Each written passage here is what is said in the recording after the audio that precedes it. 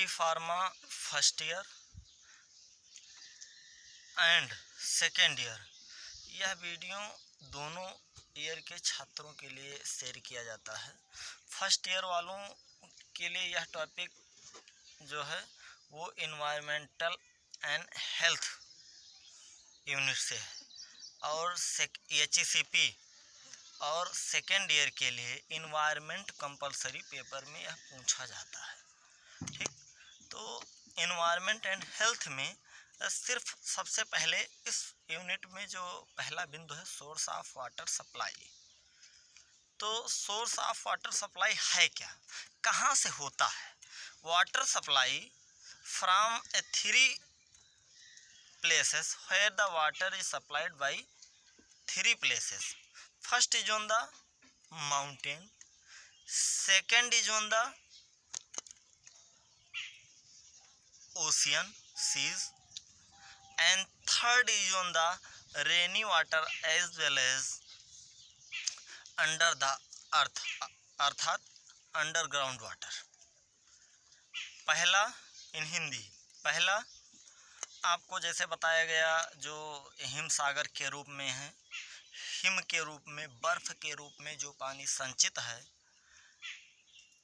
मान चलिए 100% 100% वाटर से 100% जो वाटर है, वाटर का अमाउंट हम 100% वाटर कंटेंट मान लेते हैं।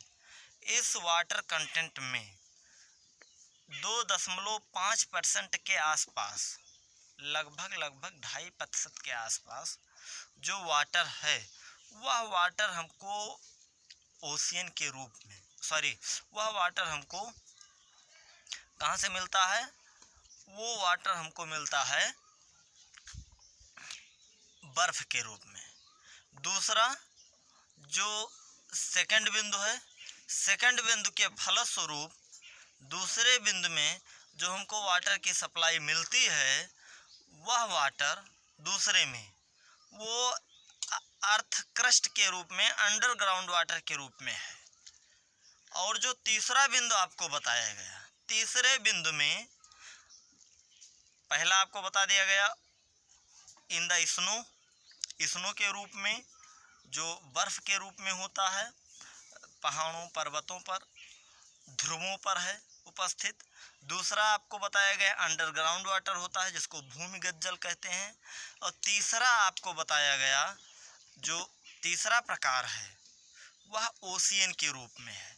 दूसरे प्रकार में अंडरग्राउंड जल के रूप में ही जो वर्षा का जल है जिसको रेनी वाटर कहते हैं, रेन के फॉर्म में जो फॉलिंग ऑन होता है वह पृथ्वी पर गिरता है और वह नदी नालों में कुछ जा करके ओशियन में मिलता है, और कुछ जल पृथ्वी के भूभाग से रस रस करके और हमारे भूमिगत जल के रूप में संचित हो जाता है।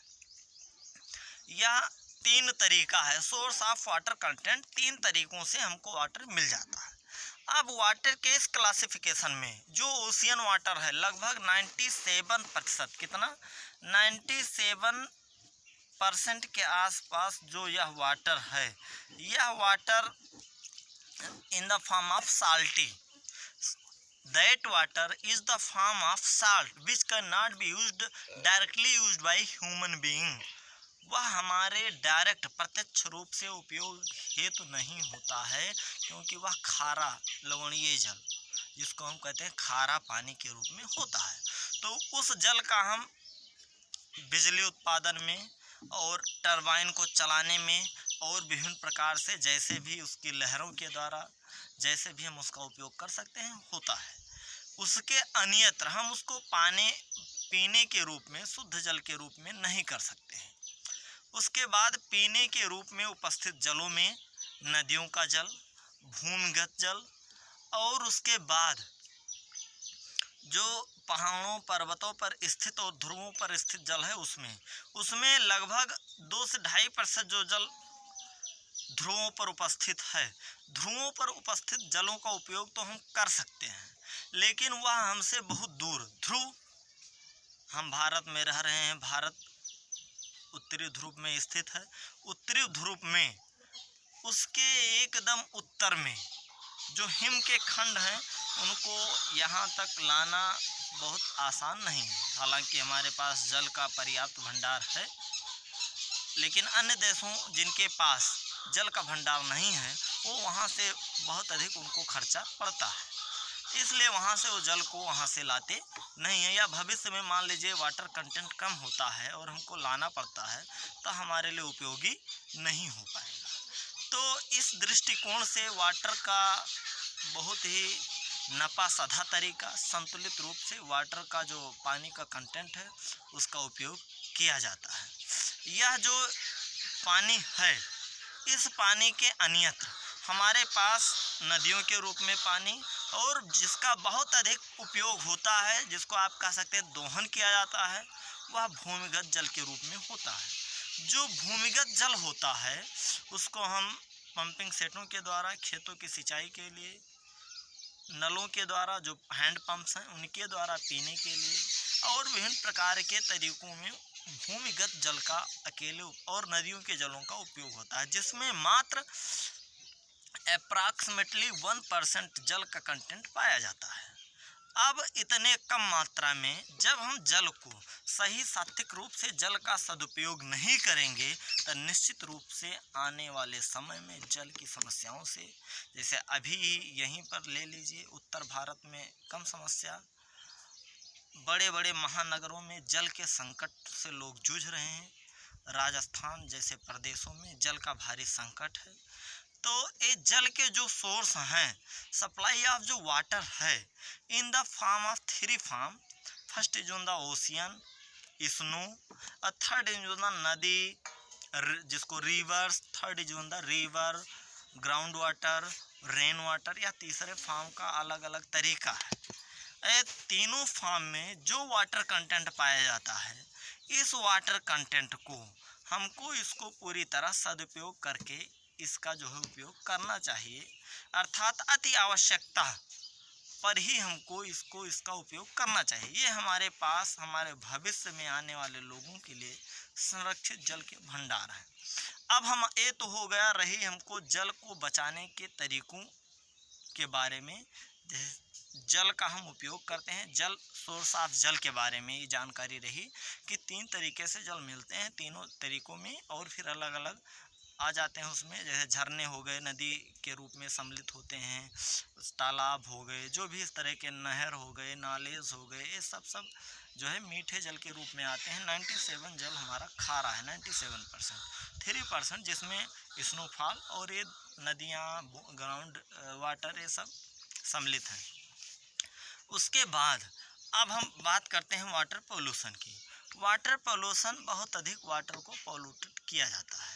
पृथ्वी पर उपस्थित हर प्रकार का पोल्यूशन, यदि उस पोल्यूशन के मुख्य रूट तक जाया जाए तो हमको पता चलेगा पोल्यूशन का जो मेन सेंट्रल पॉइंट है वह सेंट्रल पॉइंट ह्यूमन बीइंग है। ह्यूमन बीइंग के द्वारा विभिन्न प्रकार के प्रदूषण को फैलाया जाता है। अब यह जो पोल्यूशन है, जो पोल्यूशन ह्यूमन बीइंग के द्वारा फैलाया जाता है, ये पोल्यूशन कई प्रकार से किया जाता है। जैसे अभी तक जो हमारी संख्या थी वह आज़ादी के पहले तक कम थी, जल का कंटेंट शुद्ध पाया जाता था। हालांकि तभी से वैज्ञानिकों ने इसका आंकड़ा प्रस्तुत किया था और उस आंकड़े के अनुसार जो है आने वाले समय में जल के संकट को लेकर के जूझने की बात कही गई थी, जिसका अब कुछ प्रत्यक्ष प्रमाण कुछ जगहों पर हमको मिल रहा है। भविष्य में और अधिक जल को, जैसे बहुत अधिक जल प्रदूषण का ही तात्पर्य है, जिसके कारण हमको जगह जगह प्यूरिफिकेशन की आवश्यकता पड़ती है। उसके बाद वाटर जो पानी है, जो जल है, वह हमारे भूमिगत जल को इतना प्रदूषित किया जा रहा है जिसके कारण हमको जो है प्यूरिफिकेशन की आवश्यकता पड़ती है, तब हम उस जल का उपयोग कर पा रहे हैं। प्रदूषण, जो जल का कंटेंट है, जल का प्रदूषण, मोटर व्हीकल पहला प्रदूषण।